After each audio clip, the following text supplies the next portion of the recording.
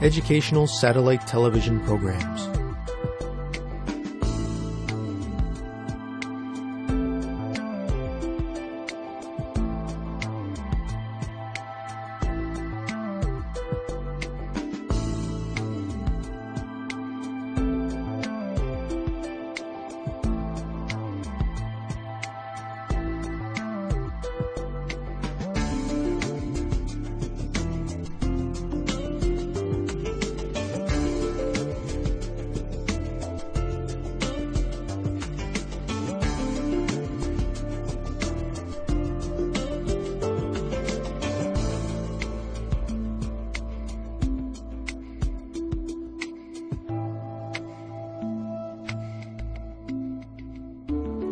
Hello, teacher. Hello, students. Welcome to today's lesson on the transport system. In our last lesson, we looked at aerobic and anaerobic respiration. We compared the two processes and learned how they function in the human body. We also learned about lactic fermentation and alcoholic fermentation. Today, we will study the transport system. We will learn about the circulatory system and discuss how nutrients and oxygen are transported throughout the body. If you are ready, we will begin. Students, how do you think nutrients travel throughout the body? Take a few minutes and discuss this question with a partner. When I return, we will answer it together. Students, let's get ready. Begin.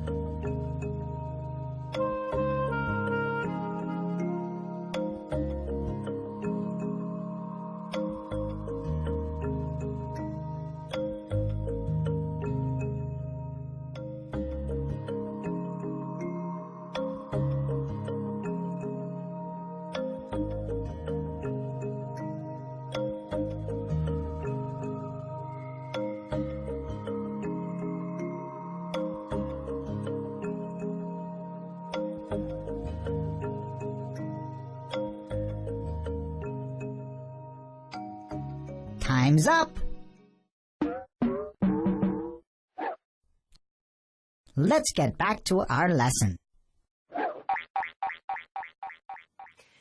Thank you for taking part in this discussion, students. In order to function, all organisms need their cells to be supplied with food and oxygen. Single-celled organisms can rely on diffusion to transport materials throughout their systems and to pass materials between themselves and the external environment. However, as animals get larger, they become more complex creatures made up of more cells. Diffusion alone will not supply all the cells with what they require to survive. The reason for this is because there is not enough surface area available on the body for the exchanges to take place. Diffusion takes place through the surface area, but has to reach the innermost cells within the organism. The ratio of surface area to volume in animals is such that diffusion alone is insufficient. Nutrients, together with oxygen and water, are necessary for proper survival of the organism. Once nutrients are broken down by the digestive system and are absorbed, they need to be distributed to various organs and tissues in the body. All organisms require glucose for cellular respiration. The removal of waste products from metabolism depends on the transport system. Oxygen is needed by the cells to carry out various processes and activities. Also, different chemicals that are produced in certain areas of the body need to be transported to other parts of the body that need them in order to function. A more intricate transport system is required. The human transport system is called the blood circulatory system. It contains 3 elements: blood vessels, the heart, and the blood. The heart is the pump that pushes the blood to move through the arteries and veins. Blood from the heart and lungs passes through the arteries and carries with it oxygen and nutrients. The oxygen and nutrients are distributed into the many organs and cells through smaller blood vessels called capillaries. After distribution, the blood goes into the veins and takes waste products with it. Carbon dioxide and other chemical wastes are eliminated by the organs responsible for the proper waste excretion. The transport system contains double circulation. This means that 2 transport systems within the body carry blood from the heart to the lungs and back again, and throughout the entire body and back again. Double circulation provides a very effective way of getting oxygen into the blood and then delivering it to all the cells. Pulmonary circulation transports oxygen-depleted blood away from the heart to the lungs and returns oxygenated blood back to the heart. Systemic circulation transports oxygenated blood away from the heart and to the rest of the body. It then returns oxygen-depleted blood back to the heart.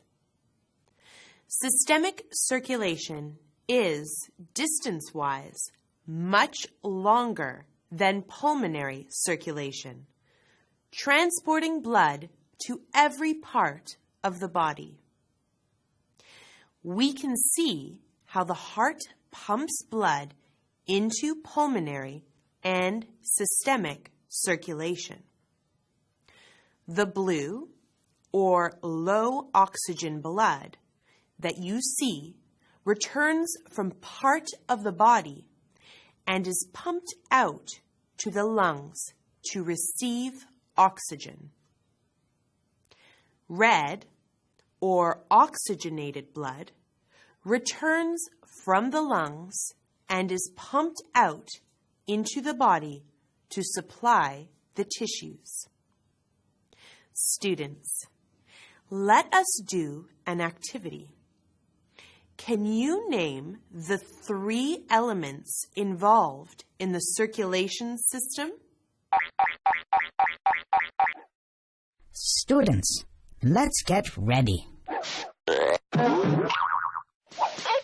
Begin.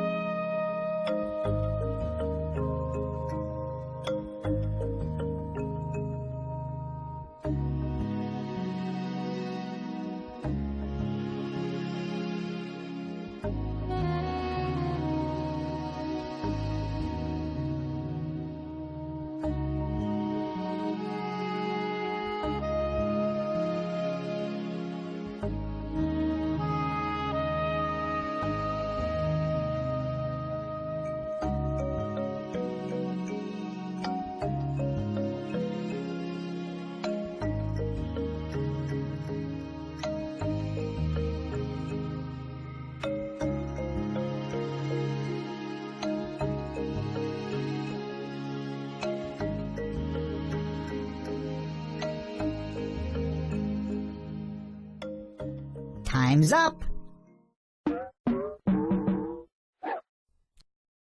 Let's get back to our lesson. Welcome back, students. If you said the blood vessels, the heart, and the blood, then you are correct. Great job. The human circulatory system works very efficiently to allow the blood to get fully oxygenated in the lungs before it is delivered to the different parts of the body. We have time for one last activity. Students, using the information we have just learned about the circulation system, choose the best answer. Students, let's get ready. Begin.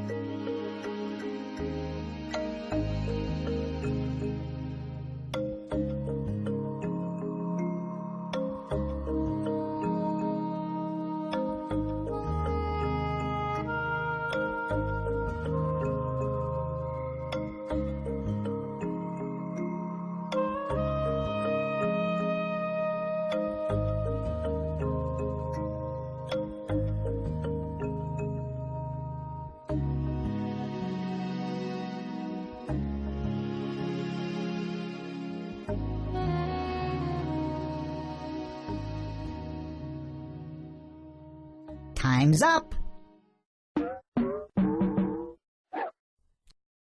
Let's get back to our lesson. Nice to see you again, students. Let us go through the answers together. The heart, blood vessels, and blood make up the circulatory system. The human transport system contains double circulation. Pulmonary circulation transports oxygen-depleted blood away from the heart. Systemic circulation transports oxygen-rich blood away from the heart. How did you do? We have reached the end of our lesson. Today, we studied the human transport system. We learned about the circulation system. We discussed the 3 elements involved: blood vessels, the heart, and the blood. We also discussed the way in which pulmonary and systemic circulation function as well. Until next lesson, thank you, teacher. Thank you, students.